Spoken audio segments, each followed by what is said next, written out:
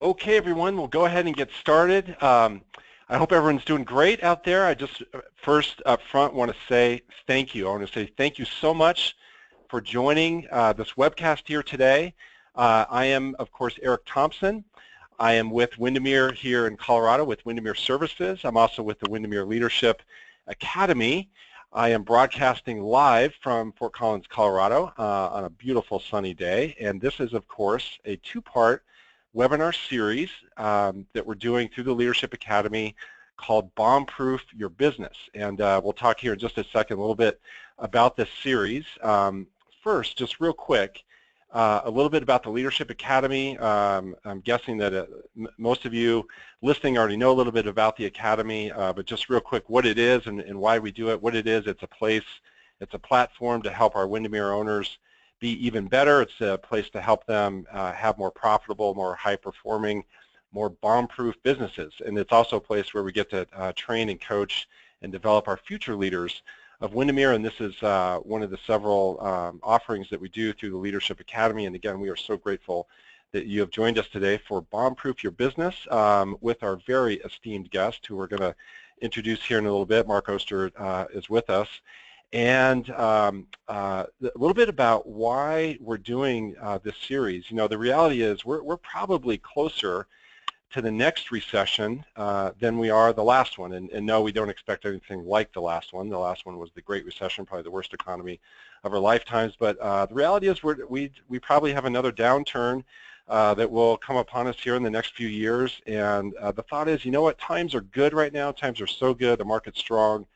Things are going well. We have a tailwind, and let's bomb-proof our business. Let's be prepared for the next downturn. Let's do all we can to have just a business that can endure any kind of market, any kind of situation, and let's kind of take advantage of the fact that the market is so good right now and help us be prepared for a time where it may not be so good. So that's why we're doing this. And to start here, just for fun, we'll do a couple things. I want to make sure that you can hear me loud and clear, and to make sure of that, what I want you to do is send me a note. And given that it's September 1st, given that it's football season upon us, what I want you to do, just to ensure that you can hear me loud and clear, to make sure that you can hear me, I want you to send me a quick note using the question tool in the GoToWebinar. Tell me your favorite football team. Who is your favorite football team? Just pop me a quick note there, and I'll be able to see that that you can hear me. And I'll tell you what, I see a lot of Seahawks coming in here. There's some Ducks, even the Cowboys. You know what? If I was typing in, you guys would no surprise who I would type in there. I would type in the Broncos, of course. I'm a diehard, lifelong Broncos fan, and I'm seeing lots of good stuff rolling in. There's a Cougs, I see some Washington Huskies fans as well. So yeah, all right. So that's fun. We're seeing who all the real football fans are out there. So obviously you can hear me loud and clear. And again, we are grateful that that you're here. We have people far and wide across the Windermere Nation who have joined us. So here's a little bit about the plan today before I introduce Mark. Our plan is we're going to be here for an hour. Some of you may be listening to this as a recording too. This is going to take an hour. We'll be with us, all together here for an hour. We will take questions at the end, and our plan today is we focus on fraud prevention. That's really the focus of today's webinar. Both internal and external threats. That's what we're going to focus on today, how to help you with those. We're going to give you some proven controls so you can go implement those, ways to control these things from happening in the first place. We're going to give you some strategies to deter the hackers and imposters who are out there. Unfortunately, it's just a reality. There are people out there who are hackers and imposters. We're going to talk strategies on how to deter them. And then we're going to help you install some effective backup strategies. And what we mean by that is strategies that come to your data, right? Your data is so important. We want to make sure you have some really good strategies in place to help you with that, so you can have some good backup there, so you don't lose valuable information. So that is the plan for today. And the person that's going to help with all this, the person that we're going to rely on for his expertise, his experience, his deep smarts, is our really good friend Mark Oster. Mark, of course, is our CFO for Windermere Services. He's back in Seattle, and Mark, I just want to say right up front, I want to say thank you. Thank you so much for joining us today. Thank you for being a part of this. Eric, thanks so much for having me. It's great to be here today and happy to be involved in this. Absolutely, and you know what, you're such an asset to our company. You are so committed to Windermere, and you have such great experience, great background, deep smarts, like I mentioned. I've enjoyed getting to know you during my time at Windermere over the last couple of years, and I know you're going to bring a lot of value to folks here today. And I thought it may be good to help everyone in case they don't know the full story, in case they don't know all about your background. I thought it may be good as we kick things off, Mark, for you just to share a little bit about your background, if that's okay. So I'd be happy to. For those that don't know me, I'm the CFO of Windermere Services Company, as Eric said. I'm in charge of the accounting department for WSC and the Jacoby family-owned brokerages and companies. Prior to my time with Windermere, I have almost 16 years of experience working in public accounting, employed by both regional and local accounting firms, performing external audits and providing consulting services to a wide range of clients, concentrating on small and mid-sized businesses. I'm also a CPA licensed in the state of Washington, and that's kind of me in a nutshell. Okay, that's great. Yeah, and just an incredible background, and certainly items that are relevant to today and also relevant to the next webinar that we're going to do. By the way, I should clarify to everyone that you want to stay until the end of this webinar, because at the end we'll be able to do some Q&A with Mark on things that we talk about. So just prepare your questions. We'll handle those at the end. Also at the end, Mark and I are going to tell you about a few different resources that are available to you as Windermere owners to help you out, help you run, again, higher performing, more profitable companies. So make sure you stay until the end. So Mark, let's look at this next slide here, and we put this together to kind of cover the why, you know, just the basic question. So why are we even talking about this? And why don't you go ahead, Mark, and just take us through these few points that you put together on the why of this presentation. Yes, thanks, Eric. Why we're talking is that right now fraud is occurring within Windermere. There are external and internal threats that continue to evolve, and we need to prepare ourselves to limit loss and defend against this fraud.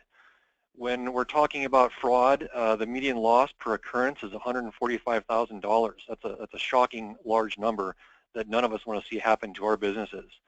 Currently, there are 2 ongoing investigations within Windermere related to bookkeeper fraud. There's 1 instance of imposter fraud that has occurred, and 1 instance of a hacker that infiltrated systems.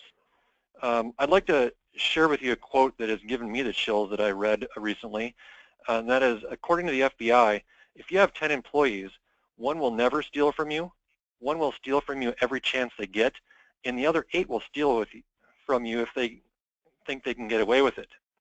This is why we need to take steps now to mitigate fraud risk and to protect our businesses. Yes, absolutely. And you know, I guess to sum it up, this is real, right? This is absolutely occurring, and I think it will help everyone out as we go through this to know that we're going to tell some real life stories. You know, that's always a good way to learn. We can learn from these real life stories that are occurring or have occurred within Windermere. And I think, you know, as I think about this, I think this can be a kind of a classic. Well, you may hear about things like this, and you may say, well, something like that could never happen to me. That can never happen to me. And the reality is it could happen to you. I was not directly involved, but someone involved in a situation like this where I was had a role with the Colorado Association of Realtors. I was on their executive team, and we had a director there who had been stealing money over several years, and it turned out to be several $100,000 that was taken from the Colorado Association. So I've you know, I had some personal experience with this. It's not fun, doesn't feel good, and there are things we can do to deter it, right? So that's obviously what we're going to focus on today. So Mark, you also you put this next slide together for us, which I thought was really interesting, and it shows us, just to help frame this up and help kind of tee up the next part of the conversation, is so who is it that's most likely to commit fraud? If you could just take us through that. Yes, absolutely. So for me and for us, in order to prevent fraud and defend against fraud, it's important to understand the demographics of those that have perpetuated the fraud. And so from a statistical standpoint, 42% of employees are the ones committing fraud, 36% are managers, 19% owners, as we can see here. The most common age range is 36 to 45 years of age, and those over 60, however, are the ones that are stealing the most per occurrence. Naturally, they're the ones that are getting near their retirement age and have probably extra motivation. Now, in terms of external fraud, you see that as a small 3% number. However, my belief is that that will only grow over time. There are continuing, ongoing, evolving threats that are hitting our businesses, phishing and other schemes that are continuing to grow and evolve. External fraud includes hackers, vendors, customers, someone outside of the business. Now later we'll go over enhancing processes and controls to defend against internal fraud and external threats. Great. That sounds great. Yeah, I got to say, when I first saw this, Mark, when you first showed this to me, the piece that jumped off the page at me was the low amount of external fraud that occurs, and you know, sure, like you said, it's going to grow over time, but it still remains just a small fraction, and we just all have to be aware of the internal threat. You know, we all love and trust our people, and we just and we'll go through. We need to make sure we have the controls in place to just ensure that those internal threats couldn't happen, and we couldn't have people taking from us who are on the inside. Absolutely, and what we're not saying is, you know, don't love and cherish your employees and agents. Sure. But just remember that, you know, going back to that quote that I read earlier, people are going to take advantage of it, unfortunately, and we just need to be able to protect ourselves against that. Absolutely, absolutely. So let's now look, Mark, at the at some common types of fraud. Yeah, and tell us about this information here. Yes, again, it's important to understand the types of fraud to help us defend against it. As you can see here, the most common type is check tampering, and that is you know, manipulating the checks to write them in your name or a bookkeeper's name, things of that nature. Perhaps it's if you go to the external side, it might be the vendor that receives your check, and then they're falsifying checks from there. Billing situations where billing occurs erroneously, that's not so much in our business due to the nature of our business, but corruption, where abuse of power or authority for personal gain, and those that might be in charge, you know, using influence to perpetrate fraud. Surprisingly enough, payroll schemes are more common with small employers, and that's defined as employers with less than 100 employees when compared to large employers. So creating fictitious employees, diverting small amounts from employees' paychecks without employees' knowledge, things such as that. As you'll see later, reducing the amount of checks processed, incorporating enhanced control processes surrounding payments to vendors, agents, and employees will address the most frequent fraud scheme, which we talked about as check tampering. Got it. Got it. Okay. And Mark, it may be worth noting, and it's a footnote there at the bottom of the slide, but just tell us real quick about where this information is coming from. Yes. Thank you, Eric. This information is generated from the Association of Certified Fraud Examiners, and it's their report to the nation's Occupational Fraud and Abuse 2014 Global Fraud Study. Okay. Got it. Sounds good. And okay, so this next one I think is really interesting. There's some red flags. There's some signs we can look for. You know, there's some indicators that can clue us in to something like this may be happening, and walk us through these. Yes, thanks. It's again, it's really important to understand all the components of that, and you know, listed here are some red flag indicators. So one of the largest indicators, of course, is an employee or someone that is living beyond their means. For example, let's say they come in and they're driving a nice shiny new car, and you know that they don't get paid enough to be able to afford that type of car, things such as that. If you're aware of financial difficulties that person's encountering, maybe they're going through an unfortunate personal situation or divorce or family problems, encountering legal issues, perhaps they have an addiction problem. They might act really defensive when you ask them about things, and All of these types of things can be a sign that the person may be highly motivated to perpetuate fraud. Got it. So And for me, oh, sorry, go ahead. No, For you go ahead, me, Mark. outside of the obvious business reasons that we're already aware of, it's important that you really get to know your agents and staff. Take notice in their changes in behavior and ask yourself, again, are they dealing with any of these red flag indicators, and is there something more to it than that? Right. Right. And, what jumps out at me are the first two are far and away the biggest indicators, and that's just kind of paying close attention, right, and being, like you said, being clued into what's going on in their life. And if you start to get that funny feeling in your gut, it may be time to investigate a little bit further, right? That's right. That's right. Yeah. So I believe this from the same source. The same source gives some recommendations on how to defend against fraud, and we'll also get into a little more specifics on this.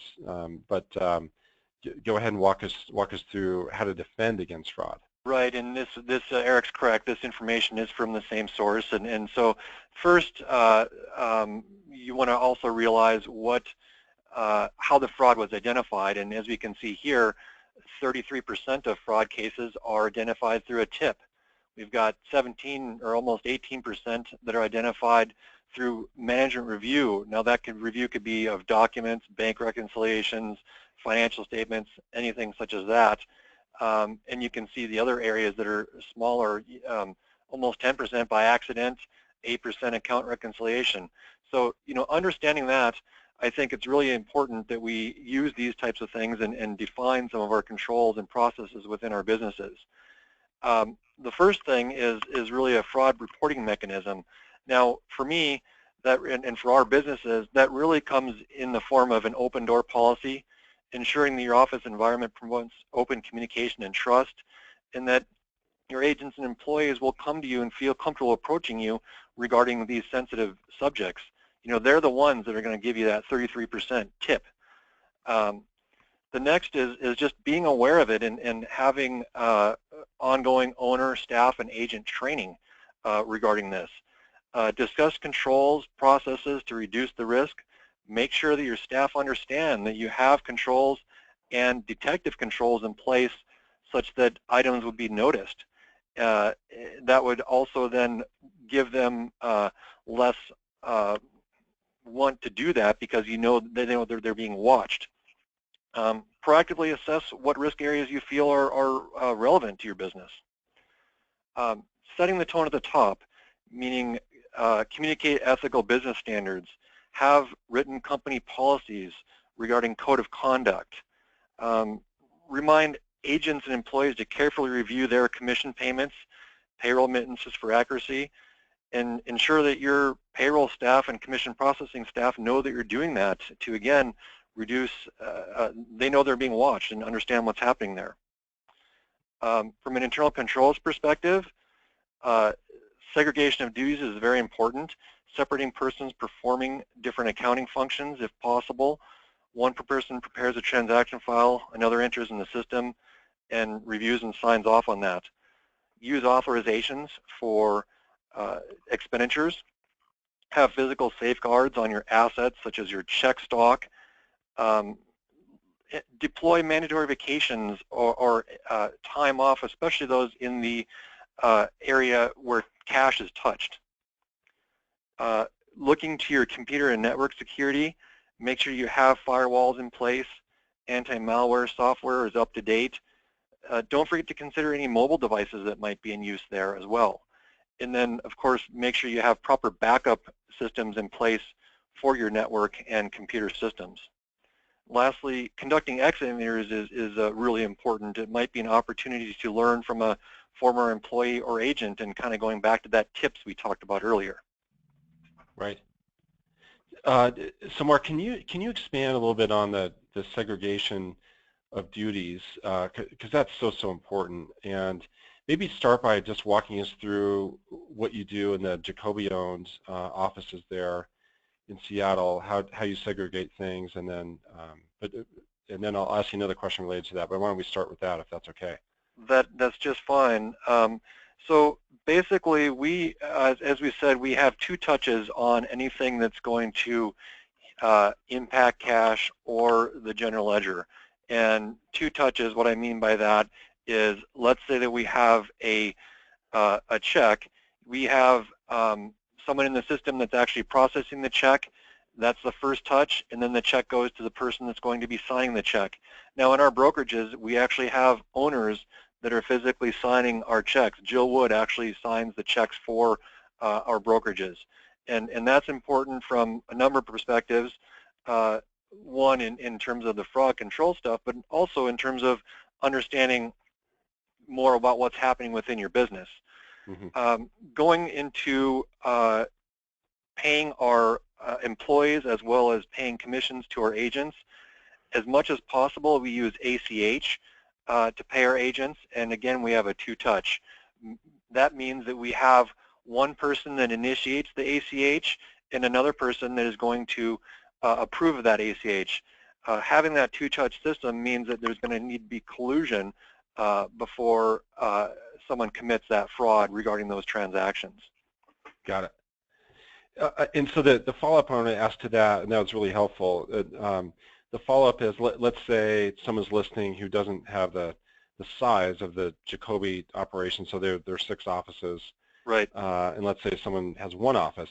Is there anything, what do they do if they're sitting there going, well, geez, I don't know if a couple things, and that's a great question, Eric. So you take a look at it and you say, okay, I don't have the size of those 6 offices, but I think there are different ways to do it. One is, I'll call it detective controls, and that's something that is a control that's after the fact, if you will. But having strong detective controls is something I highly recommend as well. Now, a detective control can be a number of things, but make sure that you're reviewing the bank statements at least on a monthly basis along with the bank reconciliations. Make sure you're taking a look at the credit card statements as well. Ensure that you're looking at a statement from a valid source right from your bank website, for example. In terms of segregation of duties, let's think outside of the box a little bit. I still think it's possible for small brokerages to employ some of the basic concepts of segregation of duties. However, not as rich and detailed as a large company might be able to deploy.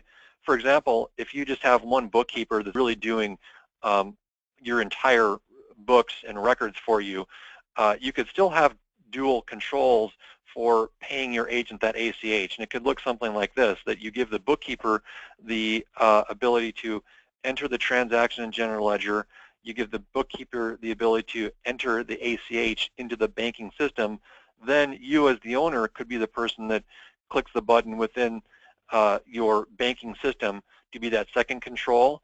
And perhaps as a backup to that, maybe you have a trusted agent that'd be willing to act as that secondary approver, or perhaps it's your manager that's approving the transactions anyway, so you still have that two-touch system in place. Got it. Okay, that's great. That's really, really helpful. And that in a minute we'll talk about controls and strategies, and that what you just talked about, the dual control, is probably, from my perspective, probably the most effective of all, and something that's really, really important. I agree, and we will get into this a little bit more detailed here in a little bit. Yeah, great. Okay, so speaking of controls, I'll go ahead and move us to, actually we'll get to controls in a second, but right. First, let's hear some stories. So you have 2 real-life stories, and as I mentioned before, I think this will be a really good way for us to learn, and really also a good way for this to hit home that yes, this could happen to us. So can you tell us about these stories? I'd be happy to. So unfortunately, within the last year, within Windermere, we have learned of 2 different examples of bookkeeper fraud. The first is related to external bookkeeper fraud. The background is essentially this is a long-time external bookkeeper, of course trusted by the owner, worked with the owner for a number of years. When that particular owner purchased the business and inherited the setup of procedures that allowed for this fraud essentially to occur, due to the lack of controls, segregation of duties, which we just talked about, and proper oversight, this provided an opportunity for that bookkeeper to commit the fraud. What occurred essentially was the bookkeeper was fraudulently wiring funds directly into her personal account. at this point, essentially, the Secret Service has joined the investigation against the bookkeeper as the crime has involved fraudulent wires using the U.S. financial payment system. The amount of loss is actually shocking in this case. It's approximately $400,000 over a number of years, so none of us want to see that type of thing happen to our businesses. So, what could have been done here? What were the lessons learned? What would have prevented this? Well, I think there's a number of things, both individually and combined, that we can learn from this and could have prevented, or if not prevented, certainly minimize the loss. And the first is really looking at the controls and having controls in place regarding segregation of duties. There was a one-touch that allowed that bookkeeper to simply push a button and wire funds directly to her account without having that two-touch process we talked about earlier. Secondly, with proper oversight, review of the bank statements, and review of the bank account reconciliations, the fraud might have been caught earlier, thus limiting that fraud. Right. Those are the kind of main areas, but we'll talk more about what controls we'd recommend in a moment here. Yeah. What I'm hearing is it was just too easy. It was too easy for her to do it. Yeah. Yeah. And hindsight is always, it's kind of scary looking back and seeing how obvious that is. But it's something that a lot of us don't necessarily. We're out running our businesses and concentrating on the real estate side that you're experts at, and not concentrating your efforts on this side of the business. And so, right. It's easy to have happen. Mark, real quick, a question just came in, and we've used the term a few times. The question is, what is ACH? Can you just quickly describe that? And that, by the way, great question. Thanks for sending that in. Yes, I apologize. So ACH is Automated Clearinghouse, and that's a system of paying. Either you can pay vendors, you can pay agents through the bank system. It's very similar to a wire transfer, but it's just slightly different. Essentially, right now, as ACHs are set up, you set them up today and they get paid usually the next day, versus a wire transfer, you pay it now and it happens now. It's swept daily. It's actually swept through the U.S. financial system on an hourly basis, I believe. The ACH is not quite as responsive, but it's something that's a more affordable manner in which to pay your agents versus using a wire, which has usually got a higher cost to it because it does have some of that immediacy. Right, and so it's a way to electronically direct deposit their commission earnings into their account. That's right. It basically takes the dollars right out of your account and deposits them right into your agent's account, for example, to process a commission. Great. Good. So the second story is about an internal bookkeeper. Tell us that story. Yes. So unfortunately, we're undergoing there's an ongoing investigation relating to a bookkeeper that stole approximately $130,000 over a 3-year time frame. This bookkeeper was entering transactions into the general ledger system that looked to be appropriate, and what was happening is after printing the checks were manipulated to change the payee from an accepted or approved vendor to the payee in the name of the bookkeeper. In the general ledger system, the checks were still being displayed as paid to that vendor, and thereby looking to be regular and appropriate company expenditures. Wow. In addition to this, this bookkeeper was covering her tracks by manipulating bank statements and credit card statements, and that's why we say it's very important to get that information electronically from a known source. To keep vendors at bay, the bookkeeper would pay them via credit cards and then produce fraudulent credit card statements to cover this up, or simply not pay and then have erroneous data within the system that it was paid. In terms of the financial statement review, that was actually being done. However, because of the history of fraud with this company, the comparisons of year over year were occurring, and the fraud kind of started slow and built up, and so there wasn't anything that really stood out in terms of expenditure review. looking back in hindsight, we now know that the bookkeeper is living beyond her means, and we talked about those types of attributes. She was going to the ocean every weekend, riding new dune buggies, being pulled by a fancy new trailer. All this was being done on a $14 per hour salary, and wow. with a husband that was in and out of employment. And upon further inquiry, when asked about this, different employees and managers said they just assumed that she inherited money when her dad passed away, and that's how she was affording all this. But this shows really our natural instincts for us that we have to trust people. And again, I'm not asking you to change this trust mindset, but we just need to remind ourselves that people will do bad things when given the opportunity. And wow, this one, that's an amazing story, much more sophisticated than the first one. And I think the lesson learned is that, the red flags were there, and what needed to happen is just to ask some questions about what's really going on here. Did you inherit money, or what? Gosh, right. Those are nice dune buggies. How are you affording those? Yeah. Absolutely. Yeah, and really the good news about all of these situations is that with proper controls and owner oversight, I think these losses may have been prevented, if not prevented in entirety. Certainly the fraud could have been reduced if and detected much sooner with these proper controls and oversight in place. Right.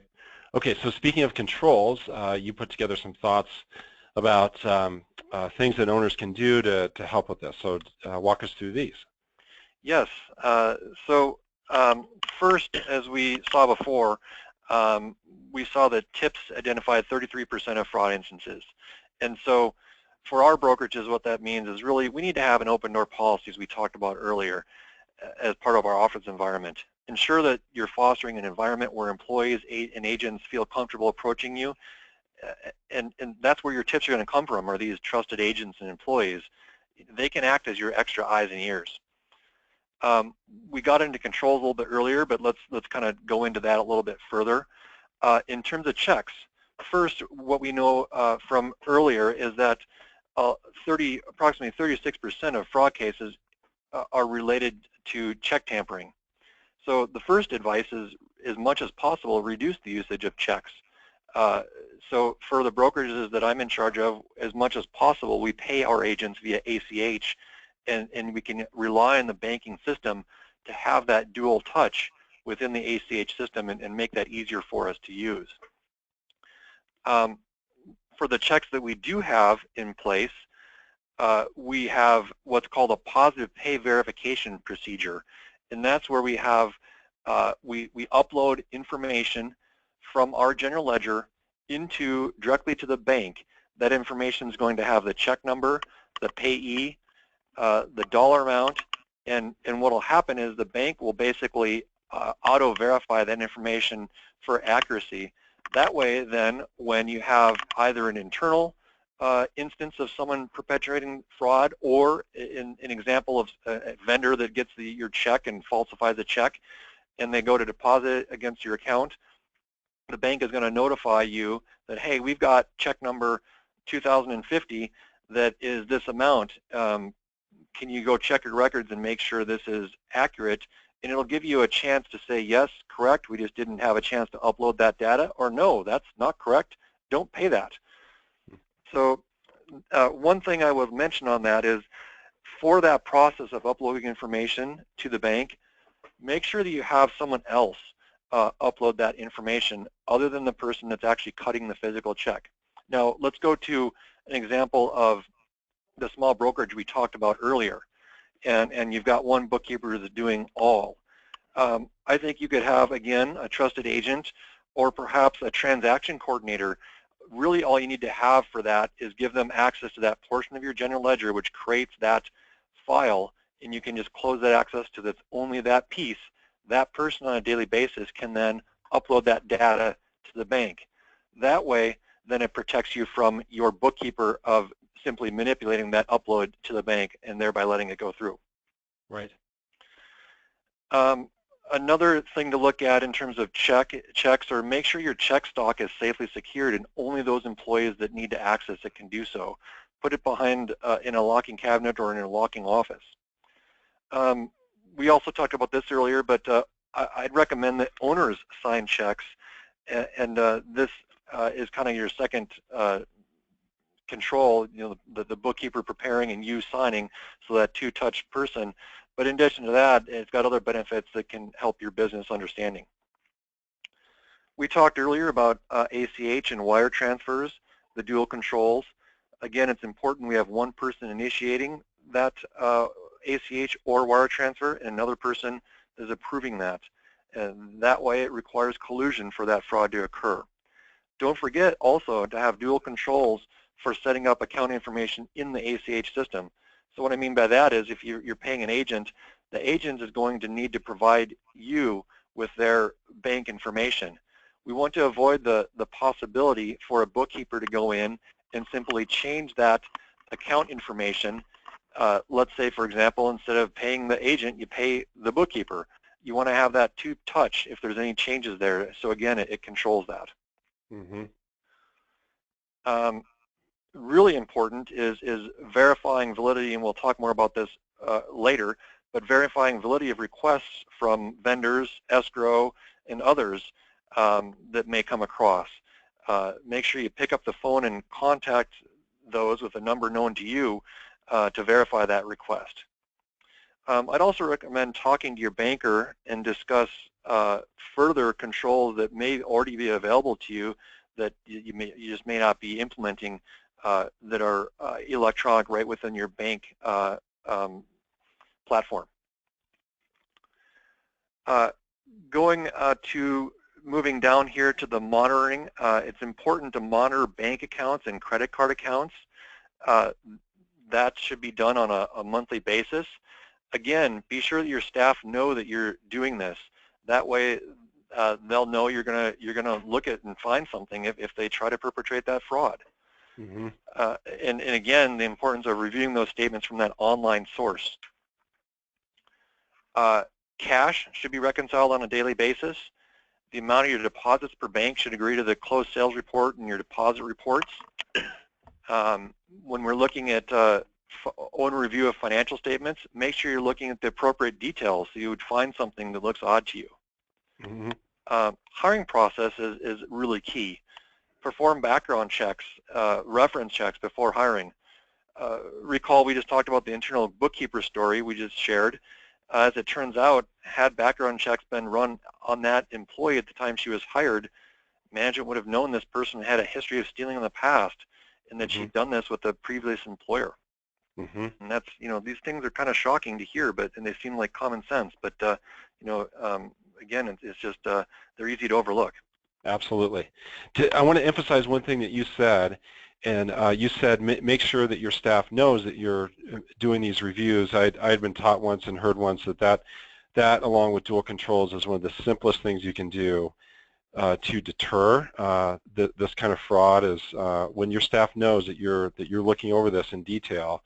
If that's what they see you doing, that alone can deter a big part of this, because they'll just see that, well, he or she, well, they're looking this stuff over, I won't be able to get away with it. So absolutely, and it kind of goes back to that quote that I shared with you from the FBI earlier, where it said, one employee will steal all the time, 8 will steal when they think they can get away with it. That's that part we're trying to protect against, right. Is that thought of getting away with it. And this kind of closes that door, the understanding that, oh, my information is being reviewed in a timely manner, and I'm not going to go away with it for long. Right. Great.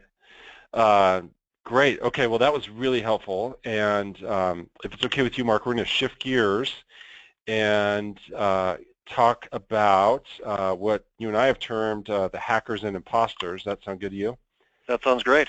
Okay, and I thought it'd be fun and funny, maybe not so funny, to show you this email. I want to show everyone this email that I got, you can see here, back a month ago on August 1st.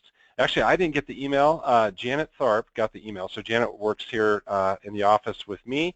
She's our operations manager, and she helps me with a lot of things related to financials. She's an incredible person, high trust with her. And she got this email that looked like was from me, but said to her, hello, I need you, Janet, to carry out a wire transfer from the company account to a business vendor account today. Amount is $23,000, 870, can you do that today?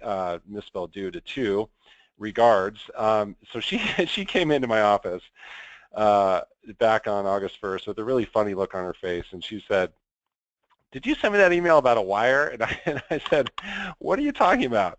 And she said, "I just got an email that looked like it was from you. It didn't sound like you, but it looked like it was from you about a wire." And so she forwarded me the email, and we had a chuckle and also shook our head and thought, wow, this is pretty amazing. Someone has a lot of gall to try this. I wonder how often this might work. And you know, Janet's pretty savvy and savvy enough to know that I don't write emails that sound like that. That didn't sound like me.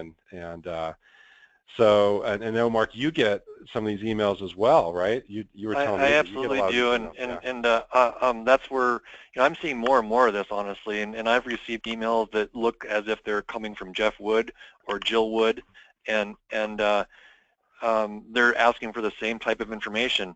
You know, are you in the office? Can you perform a wire? And you know, as Eric said earlier, many times when you see these emails, they have spelling errors or grammatical errors, and also the tone of the email, it just doesn't fit the personality of the person they're trying to impersonate. And so many times they are quite obvious, and you know, in this case, Janet did the absolute right thing and go in and talk to the person where the email looks like it came from, you know, independent verification of that. And you know, unfortunately, many times the persons are behind this are offshore, and if dollars are transferred, they're nearly impossible to recover. So, you know, have that control and process in place where there's that independent verification. If there happens to be a phone number that is attached to this email and it says, call me at whatever number to verify, don't use the number within the email, obviously. Go to a trusted number and call whomever, to a number you know, to verify that request. And Mark, you put together some thoughts here about hackers and imposters, so I'll just have you talk a little bit about these few bullet points here. Yes. So as we talked about, there really is an ever-changing risk of imposters attempting to commit this fraud. It's really important to educate your employees and agents regarding these threats. Again, as we said, you know, verify that request. Pick up the phone, go into their office, ask the person if it's adequate, if it's appropriate request. And just remember, the bank will never ask for passwords, account information. Just don't fall for these types of schemes. One thing that we have in place within our brokerages is a list of validated phone numbers that are used for, you know, common, you know, escrow, looking for excess earnest money, things of that nature, that we use from time to time to verify these requests. Great. Okay, that's perfect. And you actually have a story to tell us about this as well, right? I do, yes. Unfortunately, within the last year, hackers were able to get data from an escrow company's system. Using this information, they obtained information related to a transaction that was scheduled to close. The information including the buyer's name and the buyer's email address. What the hackers did is they essentially created a fake buyer agent email address and a fake escrow agent email address. They then sent an email to the buyer using these fake emails and requested that the buyer send a wire in lieu of a check. The fake agent email was copied on this correspondence, and then that fake agent email responded and said, yes, I've talked with escrow, buyer, go ahead and wire the funds. Unfortunately, what happened is the buyer sent over $100,000. You know, don't fall for these scams. Talk to your agents about this. Talk to your employees about this. Have them validate, have them share these stories with their clients so that you or your agents or their clients don't find themselves in this situation. Luckily, this was proven to be an escrow company that had the hack, and it wasn't a Windermere. But can you imagine if it was one of our systems that were found to be hacked? We don't want to find ourselves in that spot. No, it'd be terrible. It's terrible. Okay, well that's really good. That's really helpful. We have one more topic to cover. So far we've covered fraud, We've covered kind of the imposters, and the next thing we're going to talk about, Mark, is data, data backup. This is another way to bomb-proof your business, is to have some really good data backup strategies, and you put together this list of things to think about when it comes to your electronic data. And I'll have you lead us through these and share your thoughts about these. Yes, I think the main thing to remember is you need to have systems in place to make sure that your data is backed up. So, ensure that your server and network is in a place that is backed up, and that includes your general ledger program. I would recommend backing that information up to the cloud as well as to external devices. Ideally, the backup should occur on a daily basis, not something that's occurring on a weekly or monthly basis, because that's just too much time to lose if you have to replace that backup system. One set that I've seen in places, for example, you might have backup to the cloud that happens on a monthly basis, and then your external drives can cover that period between when the last month happens, and so you don't have so much to bring down from the cloud. Things such as that could be in place. External drives should be stored off-site in fireproof safes. This protects you against natural disasters or fires, things of that nature that could happen at your business. Make sure you look at your network security and that you're adequately protected by firewalls, that each machine contains proper antivirus software. One alternative to looking for your backups for your general ledger system is using a cloud-based environment with strong user access controls, and that way you're relying on that vendor or provider. They would have the backup system in place on their end, and you don't have to spend your time and efforts figuring out your correct backup system. One other thing I want to mention is regarding email attachments. Those can contain many bad things, malware, etc. Make sure you communicate to your staff and agents how important it is to trust the email source that's providing you with those attachments. If you're not expecting an attachment from a trusted source, do not open it. And reach out to that person and say, hey, did you send this, and is it valid? Because remember, that trusted source could have been hacked, and something could be sent along without them knowing it. One thing to be aware of too is that hackers sometimes leave thumb drives lying around, hoping that someone will pick them up, and curiosity will get the best of the person that finds that thumb drive. They plug it into their machine, and suddenly there are viruses and bad things on their machine that spread to the network. So just be real careful on this stuff. Just be careful. And we promised everyone some real-life stories, and unfortunately we also have a story related to this. So tell us that story. Yes, unfortunately we do. A few months ago, a cyber hacker hacked into the computer server of a Windermere office via ransomware attack and locked them out of their own server. What happened is when the employees came in the next day to log in, they demanded a ransom to regain access to that server. So can you imagine coming in that morning and log in, and you can't do anything, you can't access? This could really potentially stop you from conducting business in a timely manner, and the feeling would just be awful. So what happened is, acting on the advice of their Internet Technology Advisors and Microsoft's IT team, the owners agreed to pay the hackers an undetermined amount. Fortunately, this silenced the hackers and no further demands were made. The office did have backups in place and that were located in an off-site fireproof safe.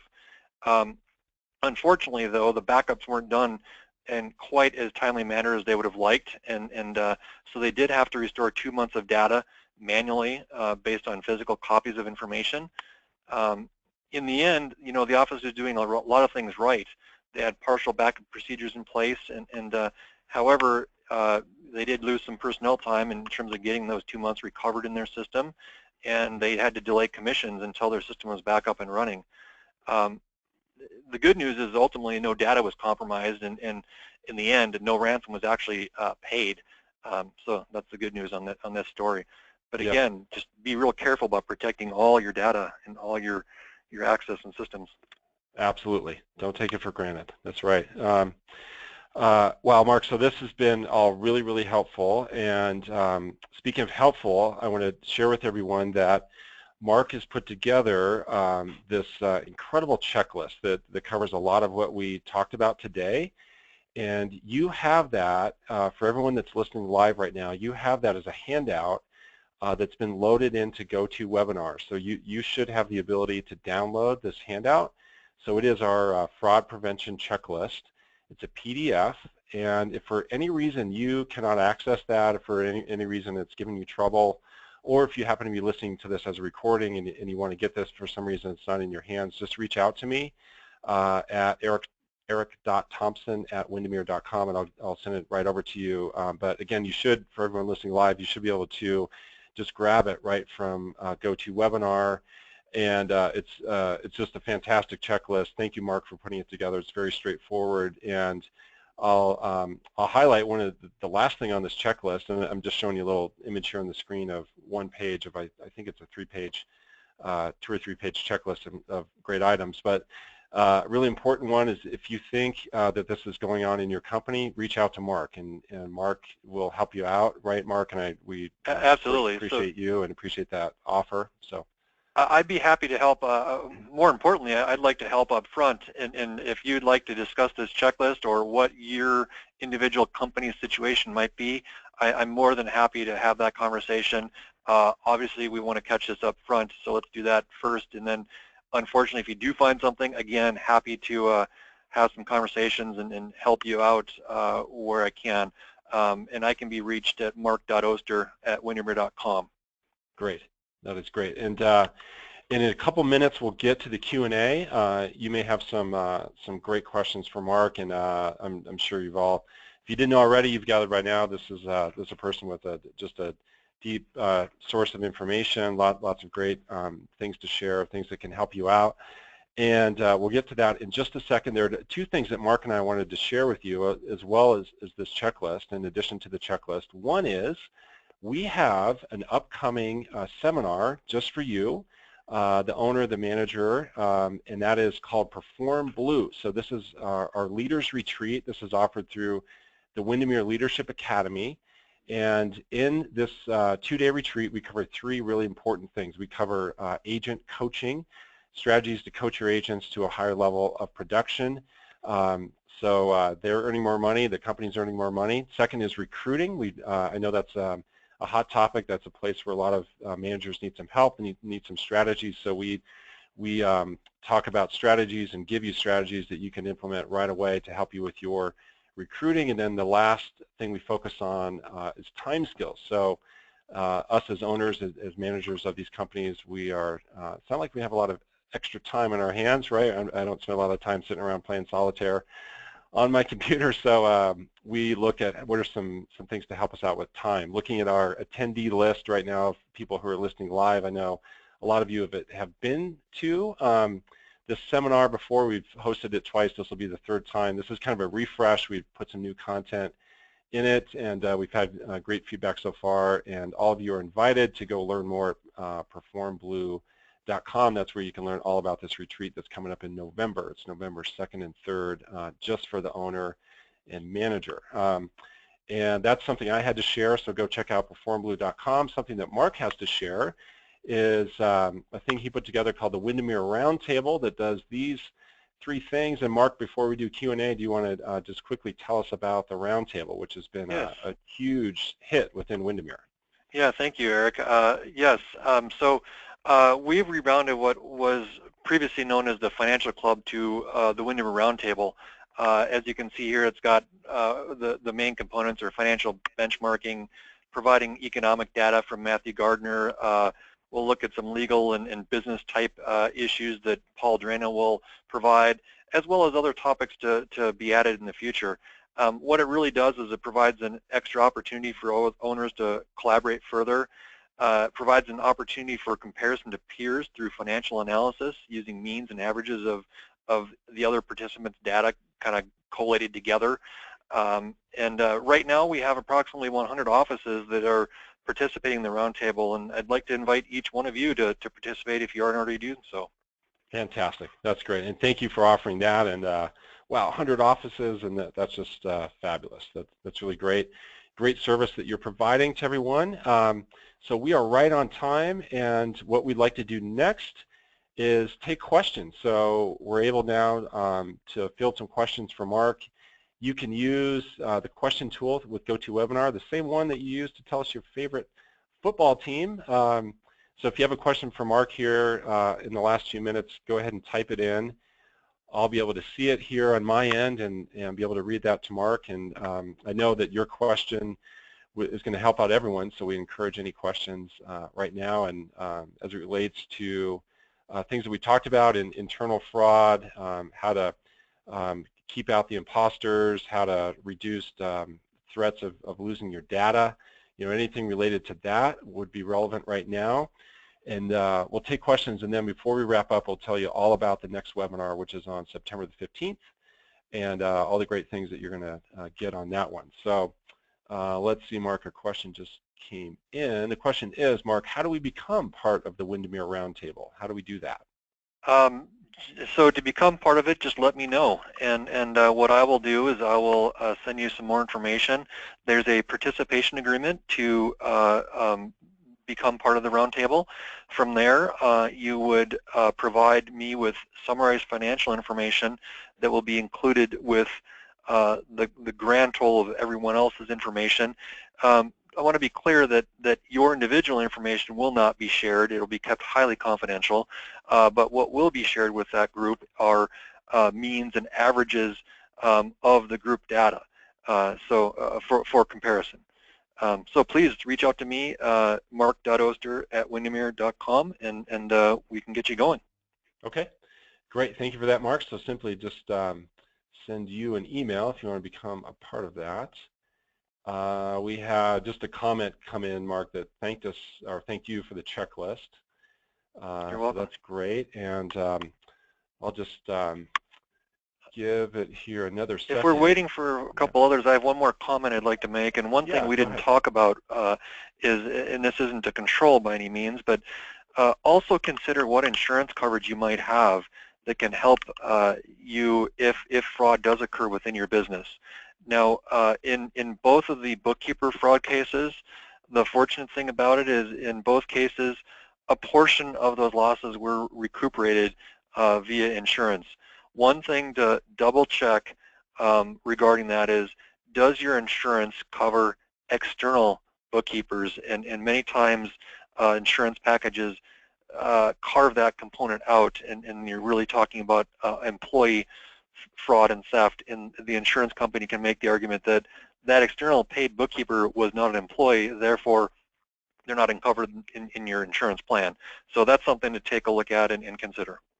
Okay, fantastic. That's really helpful. Well, we are right at the top of the hour, and I don't see any other questions. We had a thank you come in. That was really nice. Thank you for the thank you. Let's wrap up with this, Mark. Let's tell people quickly about what we're going to cover. September the 15th is the second webinar in this series of Bomb-Proof Your Business. We call this one A Beautiful Balance Sheet. And so we're going to be September 15th, again, 11 o'clock Pacific, 12 o'clock Mountain. I know we have some Mountain Time Zone folks on here, some Bronco fans. So 11 o'clock Pacific, 12 Mountain, again, will be live, A Beautiful Balance Sheet.